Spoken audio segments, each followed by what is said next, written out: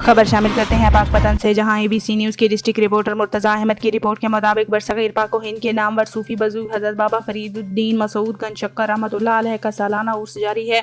ताहम ज़ायरीन इंतजामात से नाखुश दिखाई देते हैं। बरसगीर पाक व हिंद के अजीम रूहानी बुजुर्ग और पंजाबी ज़बान के पहले सूफी शायर हजरत बाबा फरीदुद्दीन मसूद गंज शक्कर के 782वें सालाना उर्स की तकरीबात जारी हैं। शदीद गर्मी और हब्स के बावजूद ज़ायरीन की आमद का सिलसिला जारी है, जबकि उर्स पर आए ज़ायरीन को दरगाह पर जारी तामीराती काम की वजह से मुश्किलात का सामना है। गर्मी से बचाव के लिए लगाए गए खस्ता हाल पुराने शामियाने गिर चुके हैं, जबकि ज़ायरीन के लिए लगाई गई सबीलों में पानी तक मौजूद नहीं। शदीद गर्मी में जहाँ ज़ायरीन इंतजामात की वजह से नाला नजर आते हैं, वहीं सफाई के नाकिस इंतजामात भी ज़िली इंतजामिया के दामों को मुंह चिढ़ा रही हैं।